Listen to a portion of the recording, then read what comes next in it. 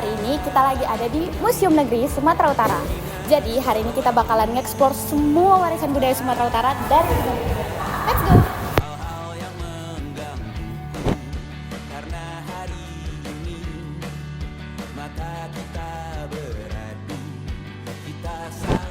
Oke, jadi di sini ada Hasini Volasara, yaitu peti mati yang berasal dari Nias bagian selatan. Nah, di atas kepalanya ini ada Lasara, dan di atas peti matinya ada lelaki yang dalam posisi berbaring. Nah, peti mati ini dibuat untuk bangsawan yang dianggap berjasa bagi kampung. Ini adalah replika dari Tetal Margapasi, yang berasal dari Margapasi, Kabupaten Dairi. Prasasti ini berisi petuah tentang keturunan yang lebih tua dan keturunan yang lebih muda agar tidak mengambil keuntungan dari pesta, mau itu yang dilaksanakan oleh raja ataupun masyarakat biasa. Oke, ayo nyamuk. Nyamuk ini dari zaman purba nih. Anjay. Ini baru ya? Bukan nyamuk ciluk.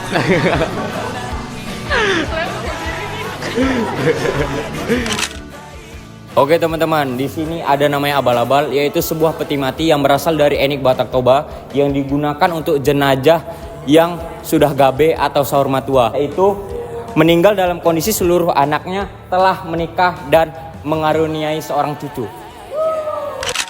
Jadi teman-teman, di sini ada oles polang-polang. Nah, biasanya oles polang-polang ini digunakan sebagai selendang oleh etnis Batak Pak, laki-laki maupun perempuan. Nah, di sini ada juga oles gobar. Nah, oles gobar ini biasa digunakan oleh wanita Batak Pak di acara perkawinan. Yo, ini namanya mirip ini sama celengan babi yang di Toy Story, coy. Aduh. Jangan terinspirasi dari sini. Namanya siapa? Seha. Say hi guys. Say hi. Halo teman-teman, berikut merupakan rumah adat suku Pak-Pak.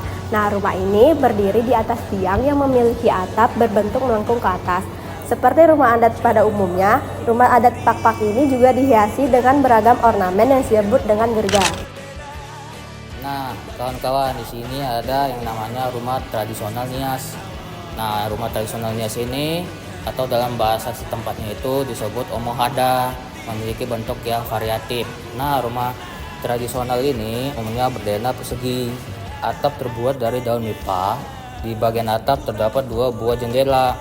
Nah, tiang penyangga berukuran besar itu terdapat 2 tiang miring membentuk huruf V di bagian depan rumah yang disebut griwa. Kata-kata hari ini. Jangan mati. Tidak perlu kata yang penting bukti nyata. Oke, siap. Nah, kali ini kita sampai ke alat musik tradisional Batak Angkola dan Mandailing, yaitu godang sambilan, yang dimana artinya gendang yang berjumlah 9 buah. Nah, godang sambilan ini tidak hanya terdiri dari gendang, tetapi juga dari gong, simbal, dan alat musik tiup lainnya. Pada awalnya, godang sambilan ini digunakan sebagai sarana ritual kepada roh nenek moyang untuk meminta keselamatan, kesejahteraan, dan kesehatan.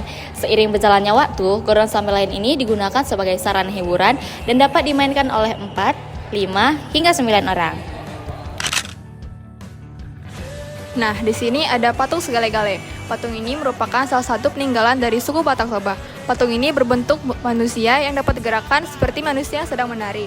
Patung ini ditempatkan di atas papan dan bawahnya ada penopang yang terbuat dari bambu. Segale-gale dimainkan dengan cara menarik tali-tali yang dihubungkan dari belakang punggungnya ke bagian bawah papan. Menurut legenda, patung Segale-gale ini diciptakan untuk menghibur dan mengalihkan perhatian seorang ibu yang kehilangan putra salah satunya. Saking sedihnya sampai ia menolak untuk menguburkan jasad si anak. Bagi orang Batak Toba, kematian tanpa mewariskan anak laki-laki sebagai penerus marga merupakan hal yang sangat menyedihkan.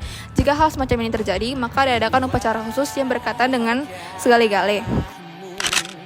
Oke, di sini bisa kita lihat ini adalah gong, alat musik pukul dari karo yang terbuat dari perunggu dan pemainnya disebut simalugong. Alat musik ini merupakan bagian dari ensemble gendang 5 Sendalanen bersama dengan pengana, gendang sinagaki, dan sigindungi, serta saruna.